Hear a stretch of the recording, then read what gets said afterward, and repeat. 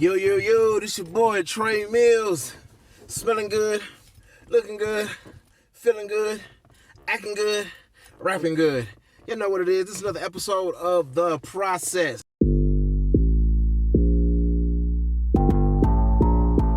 A couple days ago, I was sending a verse to my homeboy, King Boss Player. And he, great rapper, engineer, really know his thing behind the board.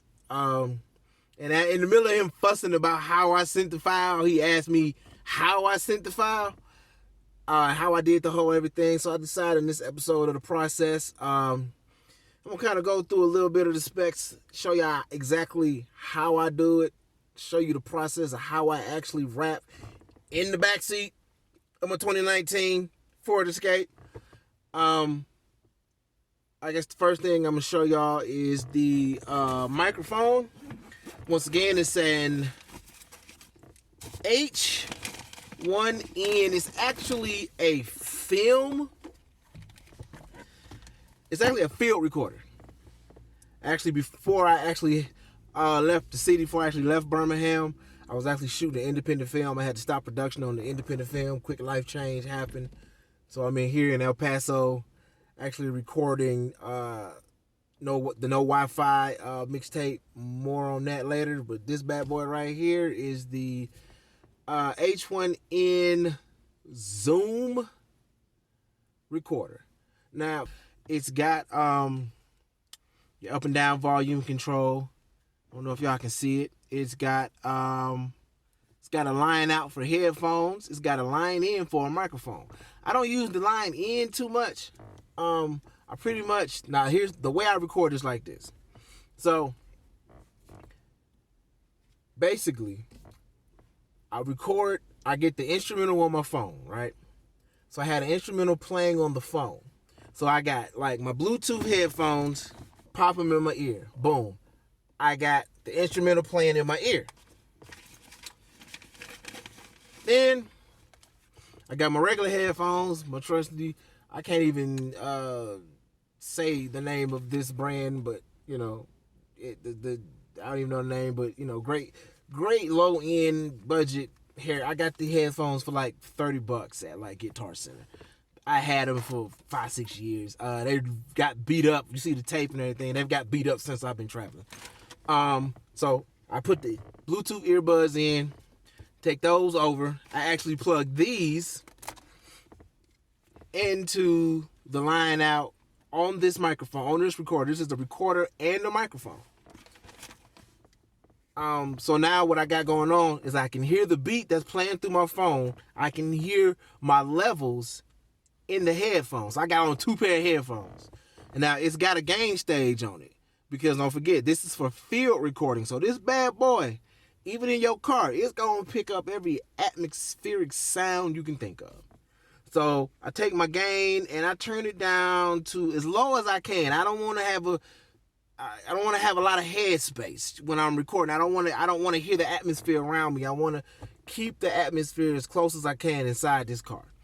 And I turn the volume, the regular volume, just leave it on 100. Now, the thing about this right here is that it will record, you get a solid vocal recording about anywhere from you got a 3-foot range.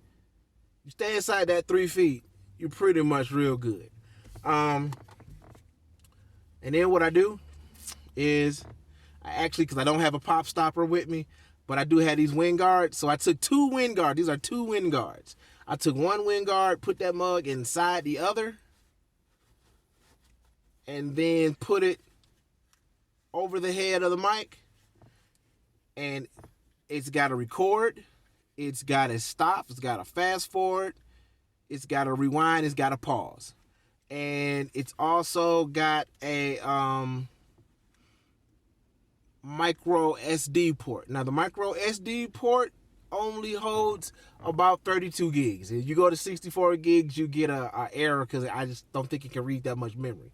About 32 gigs to do you on this thing. It's got now the cool thing about this, if I do connect it to my phone, it will turn into an audio interface. I haven't done that yet during the recording process, But that's one thing that I can say about this. You've got some of the features on here. You've got your audio limit, you've got your low cut, you got an audio limiter, and you got an adjuster. Basically, what I do is it's the same rules in the studio. I try to stay about $1 length away from the microphone. That's just to watch your plosives and make sure that, your vocal, you got a clean vocal. You don't want to be all on the microphone getting distortion and stuff like that. So I try to get a clean vocal, and it's going to record and process in waves. So because it's on a micro SD card, everything you record in this bad boy is going to be in stereo, and it's going to be a wave file, not an MP3 or M4A or anything like that. It's a wave file. So because I'm not using a computer, it's just me, my phone, and this microphone. So my process, I write the verse, I take a couple days, I memorize. I got to take it old school. I memorize the entire verse, top to bottom. I don't even record until I know, because I can't punch in.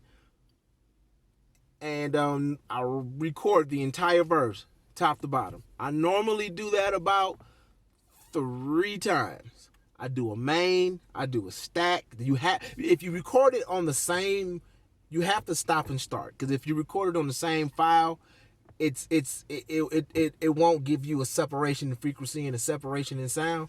So I take my first do my main vocal, and I give it. You gotta perform, because punching in, it's just me in the car.